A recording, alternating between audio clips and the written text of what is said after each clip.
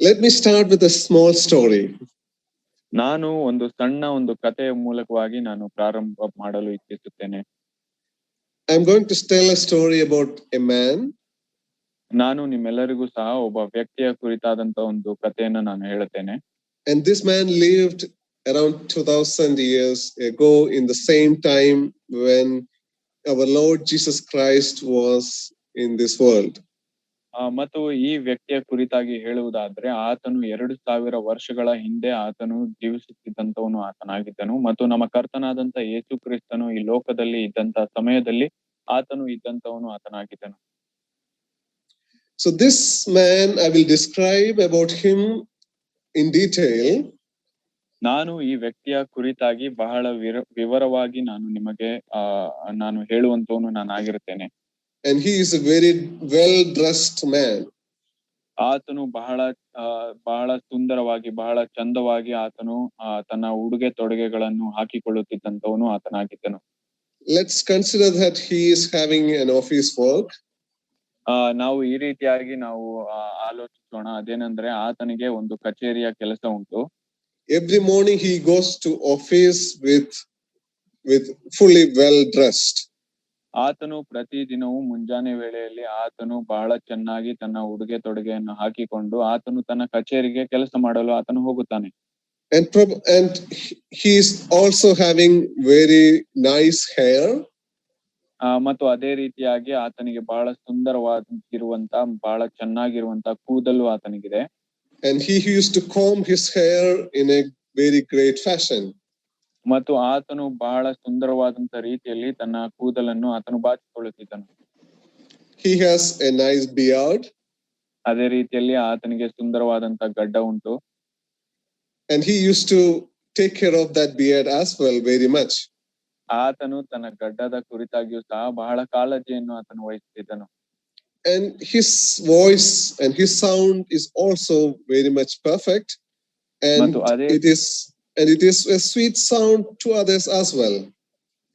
ಮತ್ತು ಅದೇ ರೀತಿಯಾಗಿ ಆತನಿಗೆ ಬಹಳ ಮಧುರವಾದಂತ ಒಂದು ಸ್ವರವು ಆತನಿಗಿತ್ತು. ಬೇರೆಯವರು ಕೇಳಿಸಿಕೊಳ್ಳುವಾಗ ಅದು ಎಷ್ಟು ಮಧುರವಾಗಿದೆ ಎಂಬುದಾಗಿ ಅವರು ಅದನ್ನ ಗುರುತಿಸುತ್ತಿದ್ದರು. So he know how to speak to others as well very much.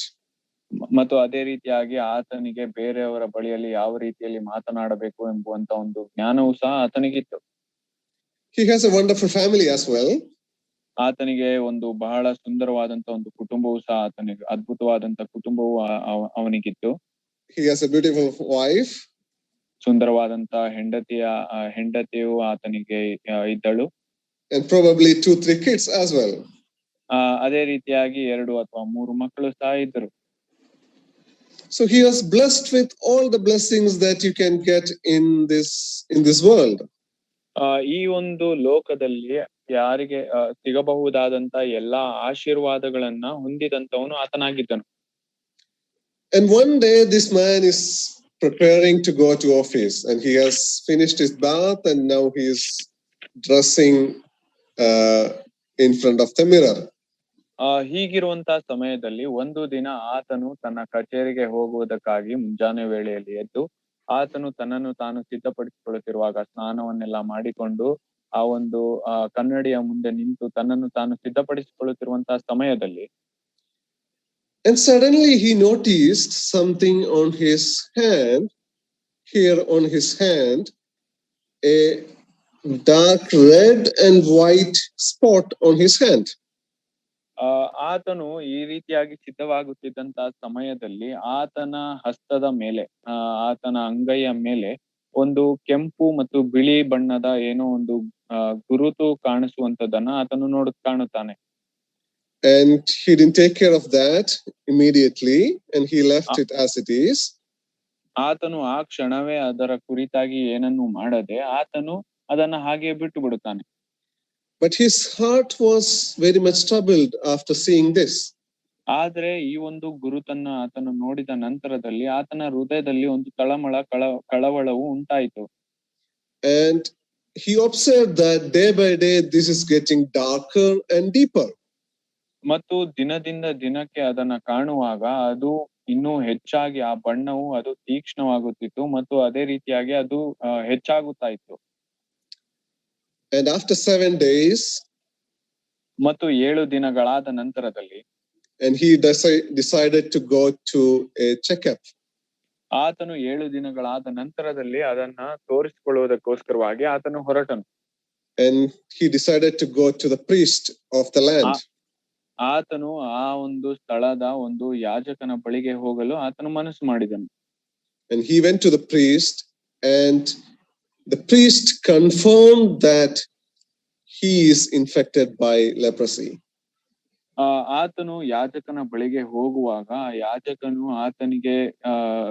ಆತನಿಗೆ ಹೇಳುವುದೇನೆಂದ್ರೆ ಆತನಿಗೆ ಆ ಒಂದು ಕುಷ್ಠರೋಗವು ಹತ್ತಿದೆ ಎಂಬುದಾಗಿ ಆತನು ಖಡಾಖಂಡಿತವಾಗಿ ಹೇಳುತ್ತಾನೆ. And his heart is beating hard after hearing this. ಈ ಒಂದು ವಿಷಯವನ್ನು ಕೇಳಿದ ನಂತರದಲ್ಲಿ ಆತನ ಹೃದಯವು ಅದು ಬಹಳ ವೇಗವಾಗಿ ಬಡಿಯುತ್ತಿತ್ತು. And he know the consequences of having this disease. ಈ ಒಂದು ಕಾಯಿಲೆಯು ಬರುವವರಿಗೆ ಯಾವ ಒಂದು ಪರಿಣಾಮವಿರುತ್ತದೆ ಎಂಬುವಂತದರ ಕುರಿತಾಗಿ ಆತನಿಗೆ ಅರಿವಿತ್ತು.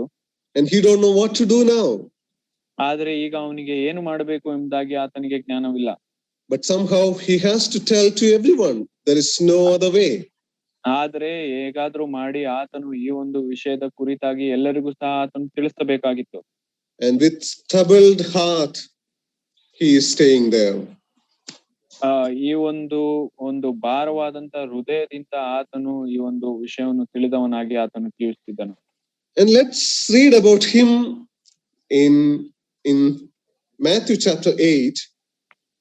ನಾವು ಆತನ ಕುರಿತಾಗಿ ಮತ್ತಾಯ 8ನೇ ಅಧ್ಯಾಯದಲ್ಲಿ ನಾವು ಓದಿಕೊಳ್ಳುವಂತವರು ನಾವಾಗಿರೋಣ. Shall we read verse 1 and 2? Matthew chapter 8 and verse 1 and 2. ನಾವು ಮತ್ತಾಯ 8ನೇ ಅಧ್ಯಾಯ 1 ಮತ್ತು 2ನೇ ವಚನವನ್ನು ನಾವು ಓದಿಕೊಳ್ಳುವಂತವರು ನಾವಾಗಿರೋಣ. ಆತನು ಬೆಟ್ಟದಿಂದಿಳಿದು ಬರುವಾಗ ಜನರು ಗುಂಪು ಗುಂಪಾಗಿ ಆತನ ಹಿಂದೆ ಹೋದರು. ಒಬ್ಬ ಕುಷ್ಠರೋಗಿಯು ಯೇಸುವಿನ ಬಳಿಗೆ ಬಂದು ಆತನಿಗೆ ಅಡ್ಡಬಿದ್ದು, ಸ್ವಾಮಿ, ನಿನಗೆ ಮನಸ್ಸಿದ್ದರೆ ನನ್ನನ್ನು ಶುದ್ಧ ಮಾಡಬಲ್ಲೆ ಅಂದನು. And we know that leprosy is a disease which is symbolically representing the affliction of sin. ನಮಗೆಲ್ಲರಿಗೂ ಬಹಳ ಚೆನ್ನಾಗಿ ತಿಳಿದಿರುವಂತ ರೀತಿಯಲ್ಲಿ ಕುಷ್ಠರೋಗ ಎಂಬುವಂತದ್ದು ಅದು ಪಾಪಕ್ಕೆ ಹೋಲಿಕೆ ಆಗಿರುವಂತದ್ದು ಅದಾಗಿರುತ್ತದೆ. It is a symbolic representation of the punishment of God on an individual. ಆ ಒಂದು ಕುಷ್ಠರೋಗ ಎಂಬುವಂತದ್ದು ಅದು ದೇವರು ಪಾಪ ಮಾಡಿದವರಿಗೆ ಕೊಡುವಂತ ಒಂದು ಶಿಕ್ಷೆಯ ಒಂದು ಸೂಚನೆ ಅದಾಗಿತ್ತು. And we heard about this man. ನಾವು ಈ ಒಂದು ವ್ಯಕ್ತಿಯ ಕುರಿತಾಗಿ ನಾವು ಕೇಳಿದ್ದೇವೆ. He was a well-lived man. ಆತನು ಬಹಳ ಒಂದು ಯೋಗ್ಯವಾದಂತ ರೀತಿಯಲ್ಲಿ ಬದುಕುತ್ತಿದ್ದಂತವನು ಆತನಾಗಿದ್ದನು. And he is now undergoing the punishment of God as an individual. ಆದರೆ ಆತನು ಈಗ ವೈಯಕ್ತಿಕವಾಗಿ ದೇವರ ಒಂದು ಶಿಕ್ಷೆಯ ಅಡಿಯಲ್ಲಿ ಆತನು ಶಿಕ್ಷೆಯನ್ನು ಹೊಂದುತ್ತಾ ಹೋಗುತ್ತಿರುವಂತವನು ಆತನಾಗಿದ್ದಾನೆ. And it is very much clearly written in the word of God. ಇಲ್ಲಿ ದೇವರ ವಾಕ್ಯದಲ್ಲಿ ಬಹಳ ಸ್ಪಷ್ಟವಾಗಿ ಅದು ಬರೆಯಲ್ಪಟ್ಟಿದೆ. What the person should do if he is inflicted by this disease of leprosy. ಆ ಒಂದು ಕುಷ್ಠರೋಗಿಯು ಹತ್ತಿರುವಂತ ವ್ಯಕ್ತಿಯು ಆತನು ಏನು ಮಾಡಬೇಕು ಎಂಬುದಾಗಿ ಅದು ಸ್ಪಷ್ಟವಾಗಿ ಬರೆಯಲ್ಪಟ್ಟಿದೆ. Let's meditate upon what all aspects of this man has changed after inflicted by this leprosy. ನಾವು ಸ್ವಲ್ಪ ಸಮಯದ ತನಕ ಈ ವ್ಯಕ್ತಿಯ ಜೀವಿತದಲ್ಲಿ ಕುಷ್ಠರೋಗವು ಬಂದ ನಂತರದಲ್ಲಿ ಆತನ ಜೀವಿತದಲ್ಲಿ ಯಾವುದೆಲ್ಲ ಬದಲಾವಣೆಗಳು ಆಯಿತು ಎಂಬುದಾಗಿ ನಾವು ಕೆಲವು ಸಮಯದವರೆಗೂ ನಾವು ಕಲಿತುಕೊಳ್ಳುವಂತವರು ನಾವಾಗಿರೋಣ. And we will also compare these things with our lives as well. ಮತ್ತು ಅದೇ ರೀತಿಯಾಗಿ ಆತನ ಜೀವಿತದಲ್ಲಿ ಬದಲಾದಂತ ವಿಷಯಗಳನ್ನ ನಾವು ಕಲಿತು ನಮ್ಮ ಜೀವಿತಕ್ಕೆ ಅದನ್ನ ಹೋಲಿಸಿ ನಾವು ನೋಡುವಂತವ್ರು ನಾವಾಗಿರೋಣ. And if you call this message, you can call it as the leper man. ನಾವು ಈ ಒಂದು ಸಂದೇಶವನ್ನು ನಾವು ಕುಷ್ಠರೋಗಿಯಾದಂತ ವ್ಯಕ್ತಿ ಎಂಬುದಾಗಿ ನಾವು ಕರೆಯಬಹುದಾಗಿರುತ್ತದೆ. Yeah, let's read one more verse from the word of God. ನಾವು ಮತ್ತೊಂದು ದೇವರ ವಾಕ್ಯವನ್ನು ನಾವು ಓದಿಕೊಳ್ಳುವಂತವ್ರು ನಾವಾಗಿರೋಣ. Leviticus chapter 13 ಯಾಜಕ ಕಾಂಡ 13ನೇ ಅಧ್ಯಾಯ and 45 and 46. 45 ಮತ್ತು 46.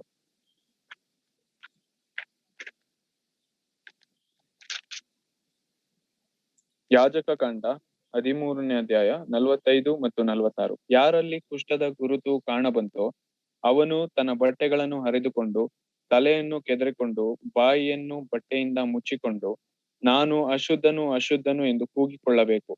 ಆ ರೋಗದ ಗುರುತುಗಳು ಅವನಲ್ಲಿ ಇರುವ ದಿನಗಳೆಲ್ಲ ಅವನು ಅಶುದ್ಧನಾಗಿರುವನು. ಅವನು ಅಶುದ್ಧನಾದದ್ದರಿಂದ ಪ್ರತ್ಯೇಕವಾಗಿಯೇ ವಾಸವಾಗಿರಬೇಕು. ಅವನ ನಿವಾಸವು ಪಾಳೆಯದ ಹೊರಗೆ ಇರಬೇಕು. We will think upon 6 aspects in which he has made a U-turn after getting this disease of leprosy. ನಾವು ಈ ಸಂಜೆ ವೇಳೆಯಲ್ಲಿ ಆತನ ಜೀವಿತದಲ್ಲಿ, ಆ ವ್ಯಕ್ತಿಯ ಜೀವಿತದಲ್ಲಿ ಕುಷ್ಠರೋಗವು ಬಂದ ನಂತರದಲ್ಲಿ ಬದಲಾದಂತ 6 ವಿಷಯದ ಕುರಿತಾಗಿ ನಾವು ನೋಡುವಂತವರು ನಾವಾಗಿರುತ್ತೇವೆ. The aftermath of identifying the leprosy in his life has completely changed him. ಆ ಕುಷ್ಠರೋಗವು ಗುರುತಿಸಲ್ಪಟ್ಟಂತ ನಂತರದಲ್ಲಿ ಆತನ ಜೀವಿತವು ಸಂಪೂರ್ಣವಾಗಿ ಬದಲಾಗಿದೆ. And firstly, ಮತ್ತು ಮೊದಲನೆಯದಾಗಿ we can read that he must wear torn clothes. ನಾವು ಅಲ್ಲಿ ಮೊದಲನೆಯದಾಗಿ ನಾವು ನೋಡುತ್ತೇವೆ ಆತನು ಹರಿದಂತ ಬಟ್ಟೆಗಳನ್ನ ಆತನು ಧರಿಸಬೇಕು ಎಂಬುದಾಗಿ. The person used to wear very well dressed, well costly clothes. ನಾವು ಮೊದಲಿಗೆ ನಾವು ನೋಡಿದಂತ ರೀತಿಯಲ್ಲಿ ಆ ವ್ಯಕ್ತಿಯು ಬಹಳ ಒಂದು ಚಂದವಾದಂತ ಬಟ್ಟೆಗಳನ್ನ ಆತನು ಹಾಕಿಕೊಳ್ಳುತ್ತಿದ್ದಂತವನು ಆತನಾಗಿದ್ದನು. And that's how he used to go to office and other places outside his home. ಅದೇ ರೀತಿಯಾಗಿ ಆತನು ಚಂದವಾಗಿ ಬಟ್ಟೆಗಳನ್ನು ಹಾಕಿಕೊಂಡು ತನ್ನ ಕಚೇರಿಗೂ ಮತ್ತು ಬೇರೆ ಎಲ್ಲಾ ಸ್ಥಳಗಳಿಗೂ ಸಹ ಆತನು ಹೋಗುತ್ತಿದ್ದನು. And now he must wear torn clothes. ಆದ್ರೆ ಈಗ ಆತನು ಹರಿದಂತ ಬಟ್ಟೆಗಳನ್ನು ಆತನು ಧರಿಸಬೇಕಾಗಿದೆ. And there is no exemption for that. ಅದಕ್ಕೆ ಯಾವುದೇ ರೀತಿಯಾದಂತ ಒಂದು ಕ್ಷಮಾಪಣೆ ಇಲ್ಲ ಅಥವಾ ಬೇರೆ ವಿಧಿ ಇಲ್ಲ. And we can read in other parts of the Bible that wearing torn clothes is an expression of visible expression of his sorrow. ನಾವು ಬೇರೆ ಸ್ಥಳಗಳಲ್ಲಿ ಸತ್ಯವೇದದಲ್ಲಿ ಬೇರೆ ಸ್ಥಳಗಳಲ್ಲಿ ನಾವು ಓದುವಂತದ್ದು ಏನಂದ್ರೆ ಈ ಹರಿದಂತ ಬಟ್ಟೆಯನ್ನು ಹಾಕಿಕೊಳ್ಳುವುದರ ಒಂದು ಸಂಕೇತ ಏನು ಎಂಬುದಾಗಿ ನೋಡುವುದಾದ್ರೆ ಆತನ ಜೀವಿತದಲ್ಲಿರುವಂತಹ ದುಃಖವನ್ನು ಆತನು ತೋರಿಸುವಂತವನು ಆತನಾಗಿರ್ತಾನೆ. And we don't read this, but I will refer Job chapter 2 verse 12. It is mentioned like this. ಯೋಬ 2ನೇ ಅಧ್ಯಾಯ 12ನೇ ವಚನ. ಇದನ್ನ ನಾವು ಓದಿಕೊಳ್ಳುವುದು ಬೇಡ, ಆದ್ರೆ ಇದನ್ನ ನಾವು ಆಧಾರವಾಗಿ ನಾವು ನೋಡಿಕೊಳ್ಳಬಹುದಾಗಿದೆ. And when the friends of Job saw Job from a distance and seeing his trouble and seeing his sorrow, they tore their robes and then they sat there for 7 days. ಆ 2ನೇ ಅಧ್ಯಾಯದ 12ನೇ ವಚನದಲ್ಲಿ ನಾವು ಈ ರೀತಿಯಾಗಿ ನಾವು ನೋಡುವಂತವ್ರು ನಾವಾಗಿರ್ತೇವೆ. ಅದೇನೆಂದ್ರೆ ಯೋಬನನ್ನ ಆತನ ಸ್ನೇಹಿತರು ಬಹಳ ದೂರದಲ್ಲಿಯೇ ಆತನನ್ನ ಕಾಣುವಾಗ ಯೋಬನ ಜೀವಿತದಲ್ಲಿದ್ದಂತ ಆತನು ಹಾದು ಹೋಗುತ್ತಿದ್ದಂತ ಒಂದು ದುಃಖವನ್ನು ಅವರು ನೋಡುವಾಗ ಅವರು ತಮ್ಮ ಬಟ್ಟೆಗಳನ್ನ ಹರಿದುಕೊಂಡು ಆತನ ಜೊತೆಯಲ್ಲಿ 7 ದಿನದವರೆಗೂ ಅವರು ಕೂತುಕೊಂಡರು ಎಂಬುದಾಗಿ ನಾವು ನೋಡ್ತೇವೆ. The person who is in deep sorrow cannot wear good clothes. ಒಬ್ಬ ವ್ಯಕ್ತಿ ಬಹಳ ಒಂದು ದುಃಖದಲ್ಲಿ ಆತನು ಹಾದು ಹೋಗುತ್ತಿರುವಾಗ, ದುಃಖದಲ್ಲಿ ಆತನು ಇರುವಾಗ ಆತನು ಒಳ್ಳೆಯ ಬಟ್ಟೆಯನ್ನು ಹಾಕಿಕೊಳ್ಳಲು ಸಾಧ್ಯವಿಲ್ಲ. And we also read in Ezra chapter 9, the first part of chapter 9. ನಾವು ಅದೇ ರೀತಿಯಾಗಿ ಎಜ್ರ 9ನೇ ಅಧ್ಯಾಯದ ಮೊದಲನೆಯ ಭಾಗದಲ್ಲಿ ಸಹ ನಾವು ಅದನ್ನೇ ನಾವು ಓದುತ್ತೇವೆ. And when Ezra heard about the situation of the people of this land, he tore his clothes. ನಾವು ಆ ಒಂದು ವಾಕ್ಯ ಭಾಗದಲ್ಲಿ ನಾವು ಓದುವುದೇನೆಂದ್ರೆ ಎಜ್ರನು ತನ್ನ ದೇಶದವರ ಕುರಿತಾದಂತ ವಿಷಯವನ್ನು ಆತನು ಕೇಳುವಾಗ ಆತನು ತನ್ನ ಬಟ್ಟೆಗಳನ್ನು ಆತನು ಹರಿದುಕೊಂಡನು. And seeing the situation of the land, his sorrow was so much that he tore his clothes. ಆತನು ತನ್ನ ದೇಶವನ್ನು ಮತ್ತು ದೇಶದವರ ಒಂದು ಸ್ಥಿತಿಗತಿಯ ಕುರಿತಾಗಿ ಆತನು ತಿಳಿದುಕೊಳ್ಳುವಾಗ ಆತನ ದುಃಖವು ಅದು ಎಷ್ಟಾಗಿತ್ತು ಎಂಬುದಾಗಿ ನಾವು ನೋಡುವಾಗ ಆತನು ತನ್ನ ಬಟ್ಟೆಗಳನ್ನೇ ಹರಿದುಕೊಳ್ಳುವಷ್ಟು ಆತನು ದುಃಖದಲ್ಲಿದ್ದನು. As I mentioned before, the leprosy is a sorrowful thing. ನಾನು ತಿಳಿಸಿದಂತ ರೀತಿಯಲ್ಲಿ ಕುಷ್ಠರೋಗ ಎಂಬುವಂತದ್ದು ಅದು ಬಹಳ ದುಃಖಕರವಾದಂತ ಒಂದು ಸಂಗತಿ ಅದಾಗಿರುತ್ತದೆ. It represents sin. ಅದು ಪಾಪಕ್ಕೆ ಸಂಕೇತವಾಗಿರುವಂತದ್ದು ಅದಾಗಿರುತ್ತದೆ. Those who are in the clutches of sin cannot be happy and he cannot wear good clothes. ಪಾಪದ ಅಡಿಯಾಳದಲ್ಲಿರುವಂತವರು, ಪಾಪಕ್ಕೆ ಅಧೀನರಾಗಿರುವಂತವರು ಎಂದಿಗೂ ಸಹ ಅವರು ಸಂತೋಷವಾಗಿರಲು ಸಾಧ್ಯವಿಲ್ಲ. ಅವರು ಎಂದಿಗೂ ಸಹ ಒಳ್ಳೆಯ ಬಟ್ಟೆಯನ್ನು ಹಾಕಿಕೊಳ್ಳಲು ಸಾಧ್ಯವಿಲ್ಲ.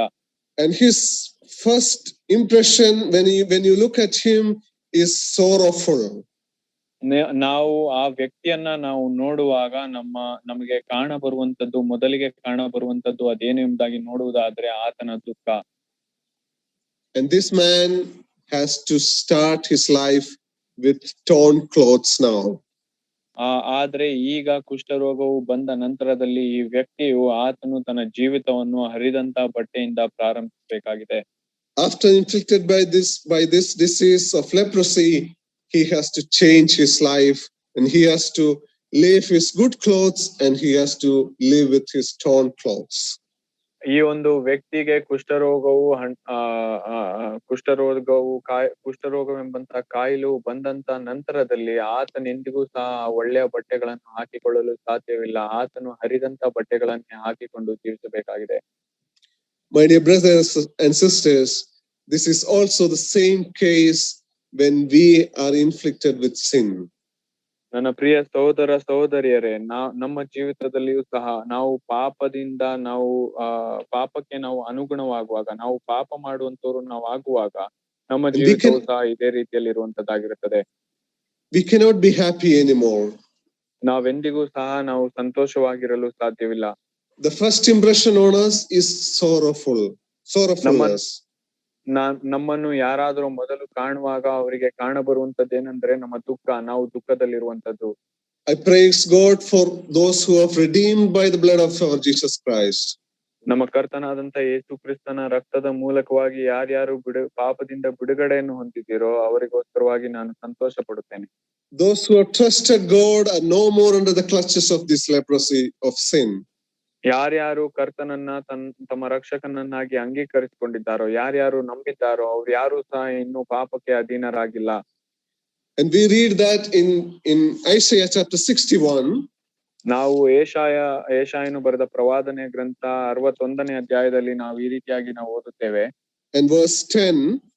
10ನೇ ವಚನ, ಏಷಾಯ 61ನೇ ಅಧ್ಯಾಯ 10ನೇ ವಚನ. Delight greatly in the Lord. I am happy in the Lord. ನಾವು ಅಲ್ಲಿ ಈ ರೀತಿಯಾಗಿ ಓದುತ್ತೇವೆ, ಅದೇನೆಂದ್ರೆ, ನಾನು ಯೆಹೋವನಲ್ಲಿ ಪರಮಾನಂದ ಪಡುವೆನು, ನನ್ನ ಆತ್ಮವು ನನ್ನ ದೇವರಲ್ಲಿ ಹಿಗ್ಗುವುದು. And the reason is also mentioned there. ಮತ್ತು ಅಲ್ಲಿ ಅದಕ್ಕೆ ಕಾರಣವೂ ಸಹ ಅಲ್ಲಿ ಬರೆಯಲ್ಪಟ್ಟಿದೆ. He has clothed me with the garments of salvation.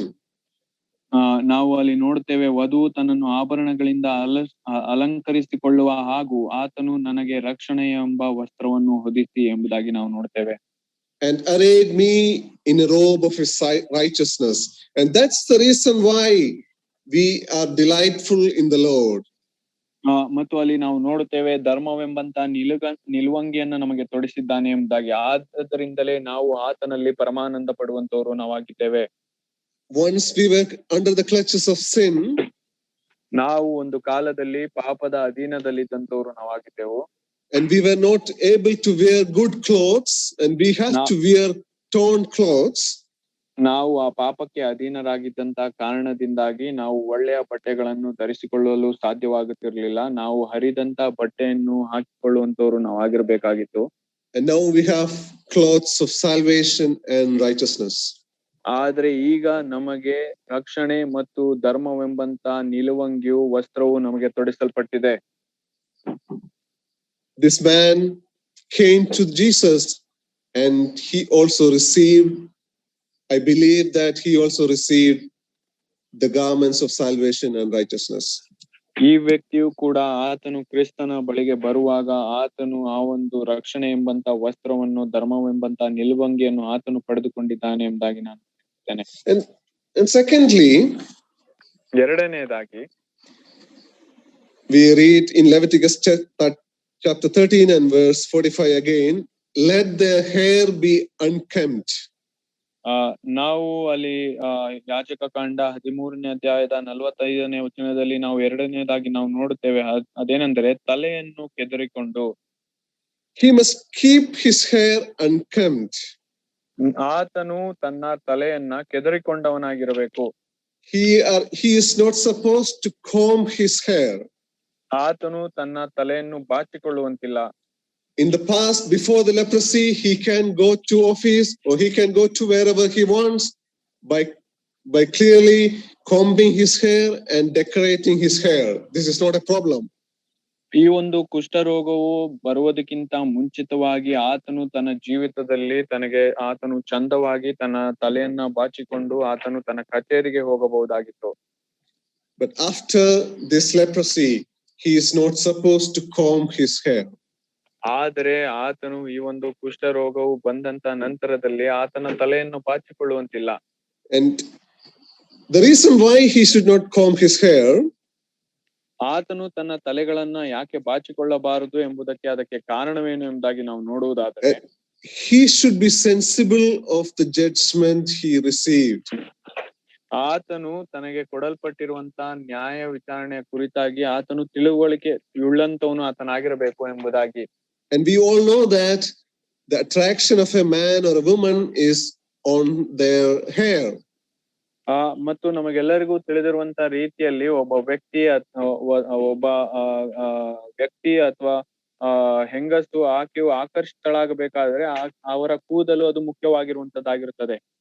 And a combed hair is also very much attractive to the people around. ಮತ್ತು ಅದೇ ರೀತಿಯಾಗಿ ಒಂದು ಚಂದವಾಗಿ ಬಾಚಿರುವಂತ ಒಂದು ಕೂದಲು ಅದು ಎಲ್ಲರಿಗೂ ಸಹ ಅದು ಆಕರ್ಷಿಸುವಂತದ್ದಾಗಿರುತ್ತದೆ. And if you look into the history of Samson, ನಾವು ಅದೇ ರೀತಿಯಾಗಿ ನಾವು ಆ ಒಂದು ಸಂಸೋನನ ಇತಿಹಾಸವನ್ನು ನಾವು ನೋಡುವುದಾದರೆ, his strength was on his hair. ಆತನ ಬಲವು ಆತನ ಕೂದಲಲ್ಲಿತ್ತು.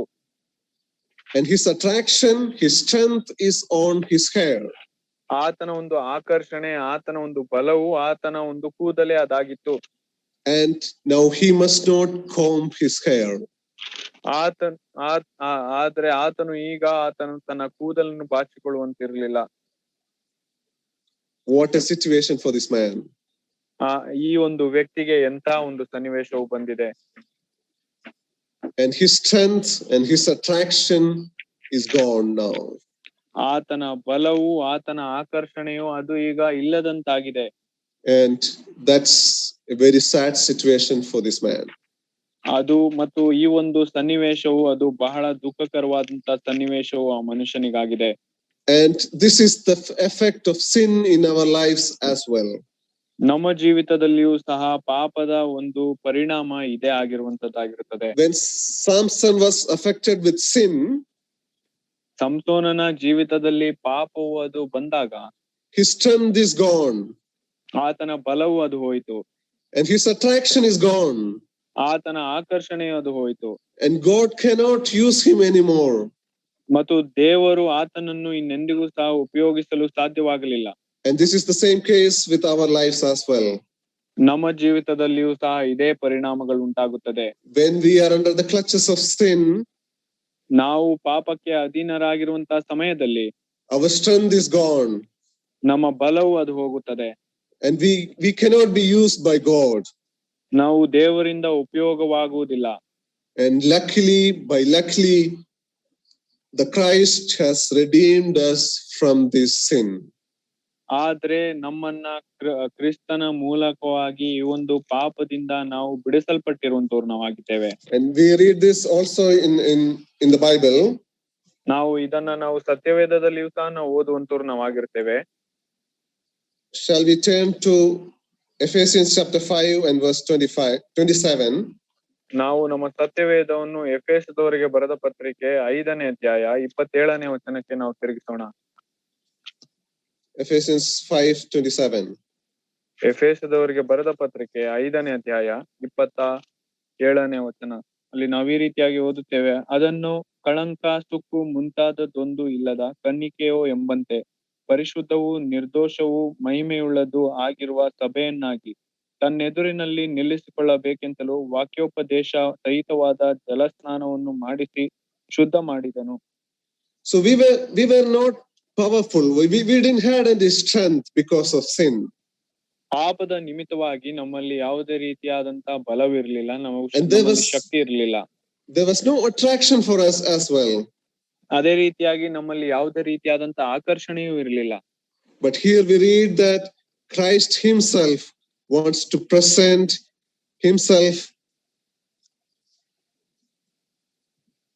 Christ himself as a radiant church without stain or wrinkle or any other blemish, but holy and blameless.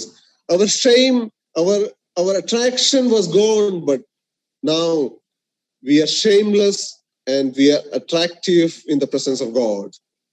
ಪಾಪದ ನಿಮಿತ್ತವಾಗಿ ನಾವು ಅವಮಾನಕ್ಕೆ ಒಳಗಾಗಿದ್ದಂತವ್ರು ನಾವಾಗಿದ್ದೆವು, ನಾವು ಅಶುದ್ಧರಾದಂತವ್ರು ನಾವಾಗಿದ್ದೆವು. ಆದ್ರೆ ಕ್ರಿಸ್ತನ ಮೂಲಕವಾಗಿ ನಾವು ಎಫೆಸ 5ನೇ ಅಧ್ಯಾಯ 27ನೇ ವಚನದಲ್ಲಿ ನಾವು ಓದುವಂತ ರೀತಿಯಲ್ಲಿ ಆತನು ನಮ್ಮನ್ನ ಕಳಂಕ, ಸುಕ್ಕು ಮುಂತಾದದೊಂದು ಇಲ್ಲದ ರೀತಿಯಲ್ಲಿ ಆತನು ನಮ್ಮನ್ನು ಪರಿಶುದ್ಧರನ್ನಾಗಿಯೂ ನಿರ್ದೋಷಿಯನ್ನಾಗಿಯೂ ಆತನು ನಮ್ಮನ್ನು ಮಾಡಿದ್ದಾನೆ ಎಂಬುದಾಗಿ ನಾವು ನೋಡ್ತೇವೆ.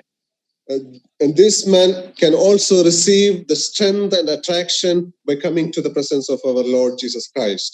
ಅದೇ ರೀತಿಯಾಗಿ ಈ ಮನುಷ್ಯನು ಕೂಡ ಆತನು ಕ್ರಿಸ್ತನ ಬಳಿಗೆ ಬರುವಾಗ ಆತನು ತನ್ನ ಬಲವನ್ನು, ತನ್ನ ಆಕರ್ಷಣೆಯನ್ನು ಆತನು ಮತ್ತೆ ಹಿಂತಿರುಗಿ ಪಡೆಯಬಹುದಾಗಿರ್ತದೆ. And thirdly, ಮತ್ತು ಮೂರನೇದಾಗಿ, and coming back to the Leviticus chapter 13 verse 45, ನಾವು ಅದೇ ಯಾಜಕಕಾಂಡ 13ನೇ ಅಧ್ಯಾಯ 45ನೇ ವಚನಕ್ಕೆ ನಾವು ಹಿಂದಿರುಗಿ ಬರುವ ಹಾಗೆ, and he has to cover the lower part of their face. ಆತನು ತನ್ನ ಬಾಯಿಯನ್ನ ಬಟ್ಟೆಯಿಂದ ಮುಚ್ಚಿಕೊಂಡು ಎಂಬುದಾಗಿ ನಾವು ನೋಡ್ತೇವೆ. And this is now familiar to all of us. ಈ ಒಂದು ಸಂಗತಿಯು ನಮ್ಮೆಲ್ಲರಿಗೂ ಸಹ ಬಹಳ ಚಿರಪರಿಚಿತವಾಗಿರುವಂತದ್ದಾಗಿರುತ್ತದೆ. We have to cover our face. ನಾವು ನಮ್ಮ ಬಾಯಿಯನ್ನ ನಾವು ಮುಚ್ಚಿಕೊಳ್ಳುವಂತವ್ರು ನಾವಾಗಿದ್ದೇವೆ. And what does this indicate? ಮತ್ತು ಇದು ಏನನ್ನ ಸೂಚಿಸುವಂತದ್ದಾಗಿರುತ್ತದೆ? It indicates the shame of sin. ಇದು ಅವಮಾನವನ್ನ ಸೂಚಿಸುವಂತದ್ದು ಇದಾಗಿರುತ್ತದೆ. And this is what we read in Micah chapter 3 verse 7. We will not read it due to the lack of time. ಸಮಯದ ಅಭಾವವಿರುವುದರಿಂದ ನಾವು ಇದನ್ನು ಓದುವುದು ಬೇಡ. Micah 3ನೇ ಅಧ್ಯಾಯ 7ನೇ ವಚನ. Yeah. So this is, while covering the face, it is indicating that we are shameful. ನಾವು Micah 3ನೇ ಅಧ್ಯಾಯ 7ನೇ ವಚನದಲ್ಲಿ ಓದುವ ಪ್ರಕಾರವಾಗಿ ತಮ್ಮ ಬಟ್ಟೆಯಿಂದ ಬಾಯಿಯನ್ನ ಮುಚ್ಚಿಕೊಳ್ಳುವುದು ಯಾವುದಕ್ಕೆ ಸೂಚನೆಯಾಗಿದೆ ಎಂಬುದಾಗಿ ನೋಡುವುದಾದ್ರೆ ನಾಚಿಕೆಗೆ ಅದು ಸೂಚನೆಯಾಗಿದೆ ಎಂಬುದಾಗಿ ನಾವು ನೋಡ್ತೇವೆ. Those who are coming under this clutches of leprosy or under sin are put to shame, and he has to cover his face. ಯಾರ್ಯಾರು ಈ ಒಂದು ಕುಷ್ಠರೋಗಕ್ಕೆ ಒಳಗಾಗಿರುವಂತವ್ರು ಅವರಾಗಿರ್ತಾರೋ ಅಥವಾ ಪಾಪಕ್ಕೆ ಅಧೀನರಾಗಿರುವಂತವ್ರು ಅವರಾಗಿರ್ತಾರೋ ಅವರು ತಮ್ಮ ಮುಖವನ್ನ ಅಥವಾ ಬಾಯಿಯನ್ನ ಮುಚ್ಚಿಕೊಳ್ಳುವಂತದ್ದು ಅವಶ್ಯವಾಗಿರುತ್ತದೆ. ಯಾಕಂದ್ರೆ ಅವರು ನಾಚಿಕೆಗೆ ಒಳಗಾಗಿರುವಂತವ್ರು ಅವರಾಗಿರ್ತಾರೆ. And luckily for us, we have a Christ who removed our shame. ಆದ್ರೆ ನಮಗೆ ಆ ರೀತಿಯಾದಂತ ನಾಚಿಕೆಯನ್ನ ಕ್ರಿಸ್ತನು ನಮಗೋಸ್ಕರವಾಗಿ ಆತನು ತೆಗೆದು ಹಾಕಿರುವಂತವನು ಆತನಾಗಿರ್ತಾನೆ. And in 1 Peter 2 verse 6 we read that. ನಾವು ಅದನ್ನ 1ನೇ ಪೇತ್ರ 2ನೇ 2 verse 6 2ನೇ ಅಧ್ಯಾಯ 6ನೇ ವಚನದಲ್ಲಿ ನಾವು ಅದನ್ನ ಓದುವಂತವ್ರು ನಾವಾಗಿರ್ತೇವೆ. The last part of it. The one who trusts in him will never be put to shame.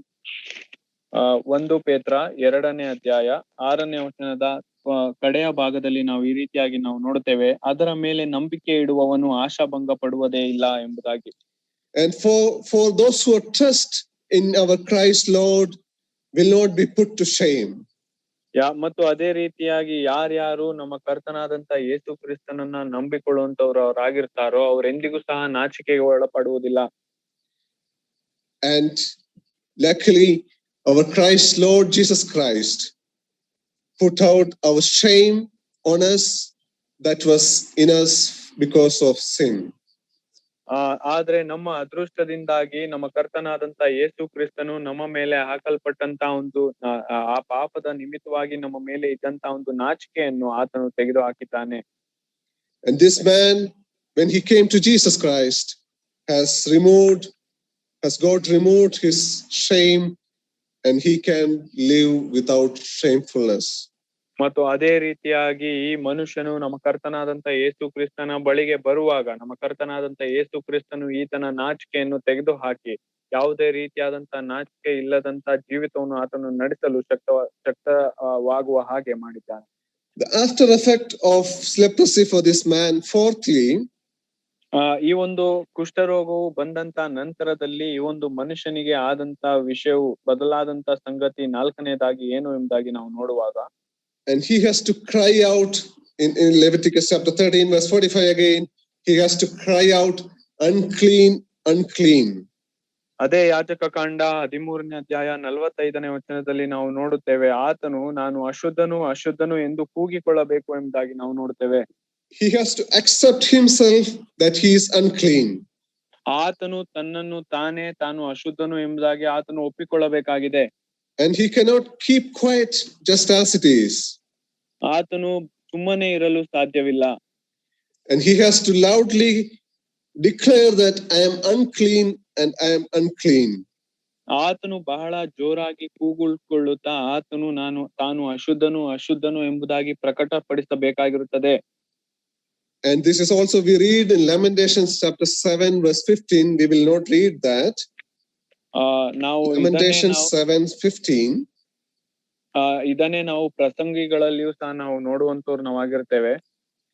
And those who are sinful has to confirm his infirmity loudly, unclean and unclean.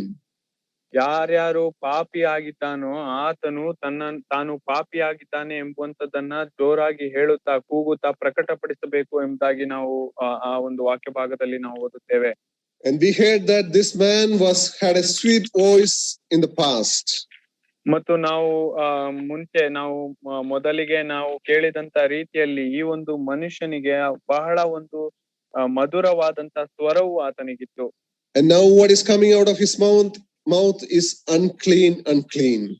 ಆದ್ರೆ ಈಗ ಆತನ ಒಂದು ಬಾಯಿಯಲ್ಲಿ ಬರುತ್ತಿರುವಂತ ಸಂಗತಿ ಏನಂದ್ರೆ ನಾನು ಅಶುದ್ಧನು ಅಶುದ್ಧನು ಎಂಬುದಾಗಿ. And luckily for him, he came to Jesus Christ.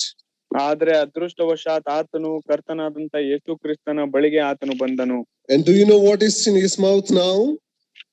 ಈಗ ಆತನ ಬಾಯಿಯಲ್ಲಿ ಏನಿದೆ ಎಂಬುದಾಗಿ ನಿಮ್ಗೆ ಗೊತ್ತಾ? In Psalms chapter 40 verse 3 we read like this. ನಾವು ಕೀರ್ತನೆ 40 verse 3 ಮೂರನೇ ವಚನದಲ್ಲಿ ನಾವು ಈ ರೀತಿಯಾಗಿ ನಾವು ನೋಡುತ್ತೇವೆ. And he put a new song in my mouth, a hymn of praise to our God. ಆತನು ನನ್ನ ಬಾಯಲ್ಲಿ ನೂತನ ಕೀರ್ತನೆಯನ್ನು ಹುಟ್ಟಿಸಿದ್ದಾನೆ, ಅದು ನಮ್ಮ ದೇವರ ಸ್ತೋತ್ರವೇ ಎಂಬುದಾಗಿ ನಾವು ಓದುತ್ತೇವೆ. Under the clutches of sin, I had to declare unclean, unclean. ಆ ಪಾಪಕ್ಕೆ ಅಧೀನನಾಗಿದ್ದಂತ ಸಮಯದಲ್ಲಿ ನಾನು ಅಶುದ್ಧನು ಅಶುದ್ಧನು ಎಂಬುದಾಗಿ ನಾನು ಹೇಳಬೇಕಾಯ್ತು. And now I can sing new songs and praises to our God. ಆದ್ರೆ ಈಗ ನಾನು ನೂತನ ಕೀರ್ತನೆಯನ್ನ ನಾನು ಹಾಡಬಹುದಾಗಿದೆ, ನಾನು ನನ್ನ ದೇವರಿಗೆ ಸ್ತೋತ್ರವನ್ನು ನಾನು ಸಲ್ಲಿಸಬಹುದಾಗಿದೆ. And this man, after coming to Jesus Christ, he can also sing praises to God our Lord. ಮತ್ತು ಈ ಮನುಷ್ಯನು ಆತನು ಕರ್ತನಾದಂತ ಯೇಸು ಕ್ರಿಸ್ತನ ಬಳಿಗೆ ಬಂದ ನಂತರದಲ್ಲಿ ಆತನು ಸಹ ಒಂದು ನೂತನ ಕೀರ್ತನೆಯನ್ನು ಆತನು ಹಾಡಬಹುದಾಗಿರುತ್ತದೆ.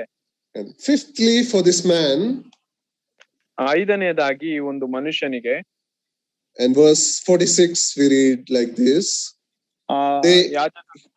he must live alone. 13ನೇ ಅಧ್ಯಾಯ 46ನೇ ವಚನದಲ್ಲಿ ನಾವು ಈ ರೀತಿಯಾಗಿ ನಾವು ನೋಡುತ್ತೇವೆ, ಗುರುತುಗಳು ಅವನಲ್ಲಿ ಇರುವ ದಿನಗಳೆಲ್ಲ ಅವನು ಅಶುದ್ಧನಾಗಿರುವ ಪ್ರತ್ಯೇಕವಾಗಿ ಆತನು ವಾಸಿಸಬೇಕು ಎಂಬುದಾಗಿ ನಾವು ನೋಡ್ತೇವೆ. He must dwell alone. ಆತನು ಪ್ರತ್ಯೇಕವಾಗಿರಬೇಕು. He should not defile other people in his community. ಆತನು ಬೇರೆಯವರಿಗೂ ಸಹ ಈ ರೀತಿಯಾಗಿ ಅಶುದ್ಧರನ್ನಾಗಿ ಮಾಡಬಾರದು. He should be separated from the normal people. ಆತನು ಬೇರೆ ಸಾಮಾನ್ಯ ಜನರಿಂದ ಆತನು ದೂರದಲ್ಲಿರ್ಬೇಕಾಗಿದೆ. And this is the situation for his life now. ಈ ಸ್ಥಿತಿಯು ಆತನ ಜೀವಿತದಾದ್ಯಂತ ಅದು ಇರುವಂತದ್ದಾಗಿರುತ್ತದೆ. He cannot go back to his family. ಆತನು ತನ್ನ ಕುಟುಂಬದ ಬಳಿಗೆ ಹಿಂತಿರುಗಿ ಹೋಗಲು ಸಾಧ್ಯವಿಲ್ಲ. He cannot go back to his children to enjoy his family life.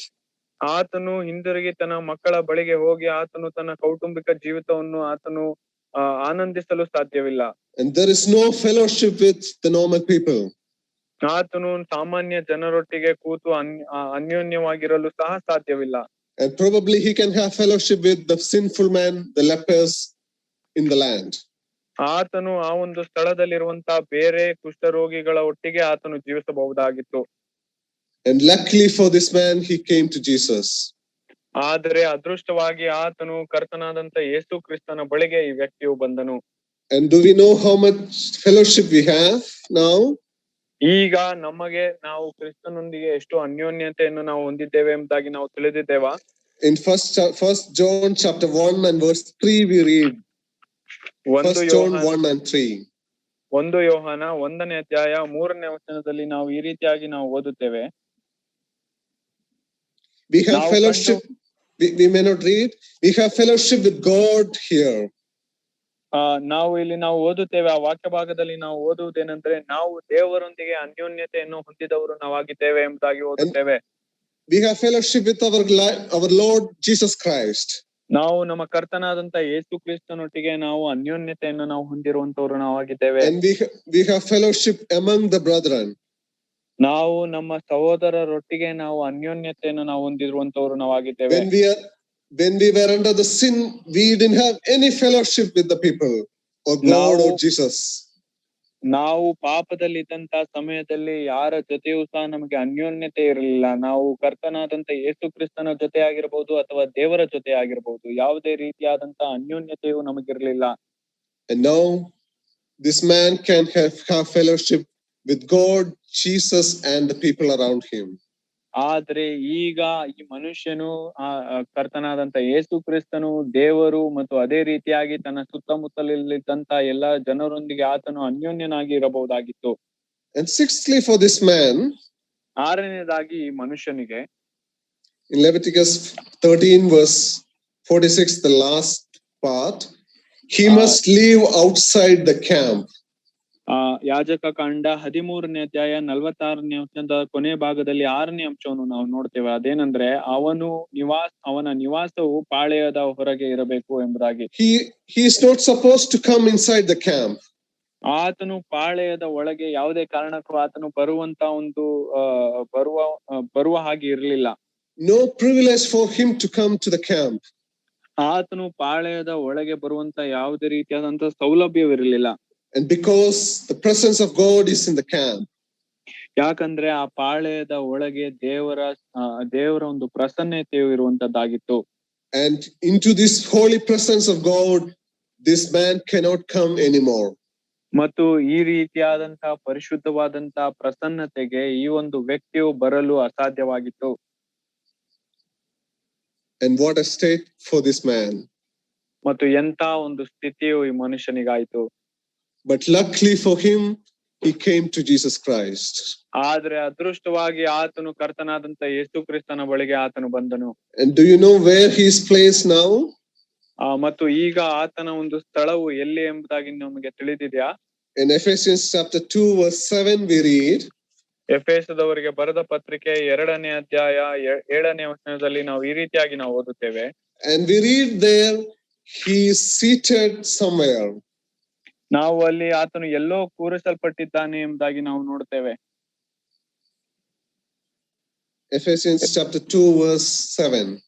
ಎಫೆಸದವರಿಗೆ ಬರೆದ ಪತ್ರಿಕೆ 2ನೇ ಅಧ್ಯಾಯ 7ನೇ ವಚನ. I think in probably in 6th verse, he is seated as with him in the heavenly realms in Jesus Christ. 7ನೇ ವಚನದ ಕೊನೆಯ ಭಾಗದಲ್ಲಿ ನಾವು ಓದುತ್ತೇವೆ. ಅದೇನಂದ್ರೆ ಪರಲೋಕದಲ್ಲಿ ಆತನೊಂದಿಗೆ ಕೂಡಿಸಿದ್ದಾನೆ ಎಂಬುದಾಗಿ. He was supposed to be outside the camp. ಆತನು ಪಾಳೆಯದ ಹೊರಗೆ ಇರಬೇಕಾಗಿತ್ತು. But now he is sitting He is sitting next to our Lord Jesus Christ in the heavenly realms. ಆದ್ರೆ ಈಗ ಆತನು ಪರಲೋಕದಲ್ಲಿ ನಮ್ಮ ಕರ್ತನಾದಂತ ಯೇಸು ಕ್ರಿಸ್ತನ ಜೊತೆಯಲ್ಲಿ ಕೂಡ್ರಿಸಲ್ಪಟ್ಟಿದ್ದಾನೆ ಎಂಬುದಾಗಿ ನಾವು ನೋಡ್ತೇವೆ. My dear brothers and sisters, ನನ್ನ ಪ್ರಿಯ ಸಹೋದರ ಸಹೋದರಿಯರೇ, the dreadfulness of the terribleness of sin, the leprosy, we have seen in 6 aspects. ನಾವು ಪಾಪದಿಂದ ಆಗುವಂತ 6 ಕೆಟ್ಟ ಪರಿಣಾಮಗಳ ಕುರಿತಾಗಿ ನಾವು ನೋಡಿದ್ದೇವೆ. He has to wear torn clothes. ಆತನು ಮೊದಲನೇದಾಗಿ ಆತನು ಹರಿದಂತ ಬಟ್ಟೆಯನ್ನು ಆತನು ಧರಿಸಿಕೊಳ್ಳಬೇಕು. He is not supposed to comb his hair. ಎರಡನೇದಾಗಿ ಆತನು ತನ್ನ ಕೂದಲನ್ನ ಕೆದರಿಕೊಂಡಿರಬೇಕು, ಆತನು ಬಾಚಿಕೊಳ್ಳುವಂತಿರ್ಲಿಲ್ಲ. And he has to cover his lips. ಮೂರನೇದಾಗಿ ಆತನು ತನ್ನ ಬಾಯಿಯನ್ನು ಆತನು ಮುಚ್ಚಿಕೊಳ್ಳಬೇಕಾಗಿತ್ತು. And he has to cry unclean, unclean. ನಾಲ್ಕನೇದಾಗಿ ಆತನು ನಾನು ಅಶುದ್ಧನು ಅಶುದ್ಧನು ಎಂಬುದಾಗಿ ಆತನು ಕೂಗಿಕೊಳ್ಳಬೇಕಾಗಿತ್ತು. And he has to dwell alone. ಐದನೇದಾಗಿ ಆತನು ಒಬ್ಬನೇ ಇರಬೇಕಾಗಿತ್ತು, ಪ್ರತ್ಯೇಕವಾಗಿರಬೇಕಾಗಿತ್ತು. And he should stay outside the camp. ಮತ್ತು ಕೊನೆಯದಾಗಿ ಆತನು ಪಾಳೆಯದ ಹೊರಗೆ ಆತನು ನಿವಾಸ ಮಾಡಿಕೊಂಡಿರಬೇಕಾಗಿತ್ತು. And luckily for him, for this person, this man that we read in Matthew chapter 8 verse 1 and 2. ಆದ್ರೆ ಅದೃಷ್ಟವಾಗಿ ನಾವು ಈಗಾಗಲೇ ಮತ್ತಾಯನು ಬರೆದ ಸುವಾರ್ತೆ 8ನೇ ಅಧ್ಯಾಯ 1 ಮತ್ತು 2ನೇ ವಚನದಲ್ಲಿ ನಾವು ಓದಿದಂತ ರೀತಿಯಲ್ಲಿ ಆತನು ನಮ್ಮ ಕರ್ತನಾದಂತ ಯೇಸು ಕ್ರಿಸ್ತನ ಬಳಿಗೆ ಬಂದನು. He has now a wonderful life after meeting Jesus Christ. ಆತನು ಕರ್ತನಾದಂತ ಯೇಸು ಕ್ರಿಸ್ತನನ್ನ ಸಂಧಿಸಿದ ನಂತರದಲ್ಲಿ ಆತನು ಒಂದು ಅದ್ಭುತವಾದಂತ ಜೀವಿತವನ್ನು ಆತನು ಜೀವಿಸುತ್ತಿದ್ದಾನೆ. He is clothed with garments of salvation and righteousness. ಆತನು ಆ ಒಂದು ರಕ್ಷಣೆ ಎಂಬ ವಸ್ತ್ರವನ್ನು ಹೊತ್ತಿಕೊಂಡಿದ್ದಾನೆ, ಧರ್ಮವೆಂಬ ನಿಲುವಂಗಿಯನ್ನು ಆತನು ಹೊತ್ತಿಕೊಂಡಿರುವಂತವನು ಆತನಾಗಿದ್ದಾನೆ. And he is holy and blameless. ಆತನು ಈಗ ನಿರ್ದೋಷಿಯು ಪರಿಶುದ್ಧನು ಆತನಾಗಿದ್ದಾನೆ. And his shame was put out. ಆತನ ಎಲ್ಲಾ ನಾಚಿಕೆಯು ಅದು ತೆಗೆದು ಹಾಕಲ್ಪಟ್ಟಿದೆ. A new song on his lips. ಆ ಹೊಸ ಒಂದು ನೂತನ ಕೀರ್ತನೆಯು ಆತನ ಬಾಯಲ್ಲಿ ಅದು ಬರುವಂತದ್ದಾಗಿರುತ್ತದೆ. And he has fellowship with the Lord and the people around. ಆತನು ಕರ್ತನಾದಂತ ಯೇಸು ಕ್ರಿಸ್ತನೊಟ್ಟಿಗೂ ಮತ್ತು ಅದೇ ರೀತಿಯಾಗಿ ತನ್ನ ಸುತ್ತಮುತ್ತಲಿರುವಂತ ಎಲ್ಲಾ ಸಹೋದರರೊಟ್ಟಿಗೂ ಆತನು ಅನ್ಯೋನ್ಯವಾಗಿದ್ದಾನೆ. And he is seated on the heavenly realms. ಮತ್ತು ನಾವು ನೋಡಿದ ಹಾಗೆ ಆತನು ಪರಲೋಕದಲ್ಲಿ ಕ್ರಿಸ್ತನೊಂದಿಗೆ ಕೂಡ್ರಿಸಲ್ಪಟ್ಟಿದ್ದಾನೆ. And what a wonderful life he is having now. ಈಗ ಆತನು ಎಂತ ಅದ್ಭುತವಾದಂತ ಜೀವಿತವನ್ನು ಆತನು ಹೊಂದಿದ್ದಾನೆ. See the difference between the life of having leprosy and not having leprosy that is coming to Jesus Christ. ಕುಷ್ಠರೋಗವು ಇದ್ದಂತ ಸಮಯದಲ್ಲಿ ಮತ್ತು ಕುಷ್ಠರೋಗವು ಹೋದಂತ ಸಮಯದಲ್ಲಿ, ಅಂದ್ರೆ ಕರ್ತನಾದಂತ ಯೇಸು ಕ್ರಿಸ್ತನನ್ನು ಸಂಧಿಸಿದಂತ ಸಮಯದ ನಂತರವಾಗಿ ಆತನ ಜೀವಿತವು ಹೇಗಿತ್ತು ಎಂಬುದಾಗಿ ನೋಡಿರಿ. Luckily for us, ಅದೃಷ್ಟವಾಗಿ ನಮಗೂ ಸಹ at some point of time we also came to our Lord Jesus Christ. ಒಂದು ಕಾಲದಲ್ಲಿ ನಾವು ಸಹ ನಮ್ಮ ಕರ್ತನಾದಂತ ಯೇಸು ಕ್ರಿಸ್ತನ ಬಳಿಗೆ ಬಂದಂತವರು ನಾವಾಗಿದ್ದೇವೆ. And we can enjoy all these things that this person has also enjoyed. ಈ ವ್ಯಕ್ತಿಯು ಆನಂದ ಪಡುತ್ತಿರುವಂತ ಎಲ್ಲಾ ವಿಷಯಗಳನ್ನು ಸಹ ನಮಗೂ ಸಹ ಅದು ಕೊಡಲ್ಪಟ್ಟಿದೆ. And sin is still trying to cheat us, trying to take away from the presence of God. ಆದರೆ ಪಾಪವು ಇನ್ನೂ ಸಹ ನಮ್ಮನ್ನು ಕ್ರಿಸ್ತನ ಪ್ರಸನ್ನತೆಯಿಂದ, ಕ್ರಿಸ್ತನ ಒಂದು ಆತನ ಒಂದು ಸನ್ನಿಧಿಯಿಂದ ನಮ್ಮನ್ನು ತೆಗೆದು ಹಾಕಬೇಕೆಂಬುದಾಗಿ ಆತ ಪ್ರಯತ್ನ ಪಡುತ್ತಿದೆ. We will lose the happiness or the joy in the presence of God due to the sin. ನಾವು ಕ್ರಿಸ್ತನ ಪ್ರಸನ್ನತೆಯಲ್ಲಿ ನಮಗಿರುವಂತ ಆನಂದವನ್ನು ನಾವು ಪಾಪದಿಂದಾಗಿ ನಾವು ಕಳೆದುಕೊಳ್ಳುವಂತವ್ರು ನಾವಾಗಿರ್ತೇವೆ. My dear brothers and sisters, ನನ್ನ ಪ್ರಿಯ ಸಹೋದರ ಸಹೋದರಿಯರೇ, and remembering the sacrifice that he has done to redeem us from this leprosy. ನಮ್ಮ ಕರ್ತನಾದಂತ ಯೇಸು ಕ್ರಿಸ್ತನು ನಮ್ಮನ್ನು ಈ ಒಂದು ಕುಷ್ಠರೋಗದಿಂದ ಬಿಡಿಸುವುದಕ್ಕೋಸ್ಕರವಾಗಿ ಆತನು ಮಾಡಿದಂತ ತ್ಯಾಗವನ್ನು ನಾವು ನೆನಪು ಮಾಡೋಣ. Shall we dedicate our lives to our Lord Jesus Christ? ನಾವು ನಮ್ಮ ಜೀವಿತವನ್ನು ನಮ್ಮ ಕರ್ತನಾದಂತ ಯೇಸು ಕ್ರಿಸ್ತನಿಗೆ ನಾವು ಒಪ್ಪಿಸಿಕೊಡುವಂತವರು ನಾವು ಆಗಿರೋಣ. And as Jesus said to many people who was healed, sin no more. ಮತ್ತು ನಾವು ಕರ್ತನಾದಂತ ಯೇಸು ಕ್ರಿಸ್ತನು ಗುಣ ಮಾಡಿದಂತ ಹಲವು ವ್ಯಕ್ತಿಗಳಿಗೆ ಆತನು ಹೇಳಿರುವಂತ ರೀತಿಯಲ್ಲಿ ಆತನು ಹೇಳಿರುವುದೇನೆಂದರೆ ಪಾಪ ಮಾಡಬೇಡಿರಿ ಎಂಬುದಾಗಿ. And the same verse is also speaking to us. ಅದೇ ವಾಕ್ಯವು ನಮಗೂ ಸಹ ಅದು ಮಾತನಾಡುವಂತದ್ದಾಗಿದೆ. Sin no more. ಪಾಪ ಮಾಡಬೇಡಿರಿ. And may God help us to live a life which is not sinful. ನಾವು ಪಾಪವಿಲ್ಲದಂತ ಜೀವಿತವನ್ನು ಜೀವಿಸುವ ಹಾಗೆ ದೇವರು ನಮಗೆ ಸಹಾಯ ಮಾಡಲಿ. And may God help us to continue our life in that manner. ನಾವು ಅದೇ ರೀತಿಯಾಗಿ ನಮ್ಮ ಜೀವಿತವನ್ನು ಜೀವಿಸುವ ಹಾಗೆ ಜೀವಿಸಲು ಮುಂದುವರಿಸುವ ಹಾಗೆ ದೇವರು ನಮಗೆ ಸಹಾಯ ಮಾಡಲಿ.